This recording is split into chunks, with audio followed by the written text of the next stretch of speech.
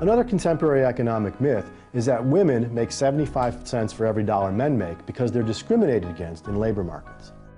Like other myths, this does have a kernel of truth to it. So for example, if you add up all the incomes of women and divide by the number of women in the labor force, and then do the same thing for men, what you'll find is on average, women do make about 75% of what men do. What's happening here is not discrimination in the labor market, but differences in the choices that men and women make about investing in their knowledge, their education, their skills, and their job experience that lead to them getting paid different salaries.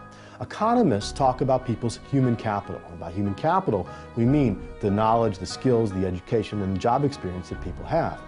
And economics argues that people get paid wages according to that human capital. It turns out that men and women invest very differently in their human capital. And we can see that in 4 different ways. First of all, educational choices.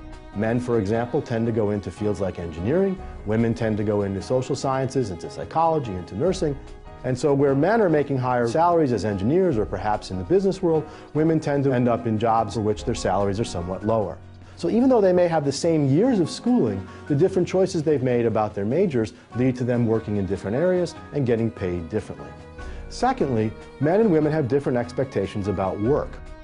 For example, if women expect down the road to take time off to raise children, they'll make different choices today about what kinds of skills they acquire than if they imagine they'll be working full-time for the rest of their lives. And we know historically that many women in the 1960s and 70s didn't imagine that they would be working full-time at age 40 and ended up making choices that led them to have jobs when they were working at age 40 that didn't pay as well as they might have otherwise. Younger women today, of course, are more likely to imagine themselves working at age 40 and therefore make different investments today.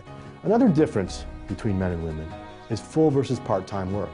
Women are much more likely than men to work part-time, men are more likely to work full-time.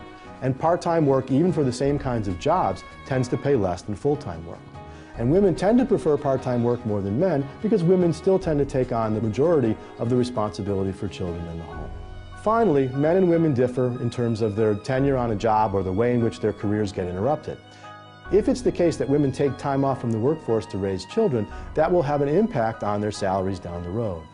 So when we put these 4 things together, what we get is that the difference between men and women's pay is not a result of labor market discrimination, but of the choices that men and women make before they enter the labor market or even when they're in the labor market about the kinds of jobs they want to have and the way they want to balance family and work.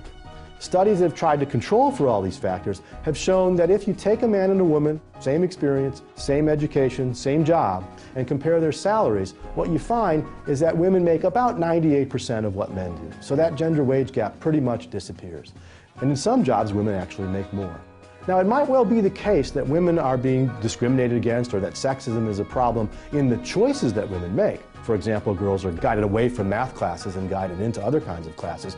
It's also certainly the case that our expectations about women's roles versus caring for children in the household and men's roles about caring for children in the household are very different. And if we think those are poor choices, if we want to see women's pay more equal to men, what we need to do is convince more women to go into areas such as the sciences and mathematics and engineering, and we need to convince men to take more responsibility for children in the house. When those begin to even out, we'll see wages begin to even out as well. But in the meantime, whatever choices men and women make, the wages they're paid in the market will reflect the productivity associated with those choices and are not the result of discrimination.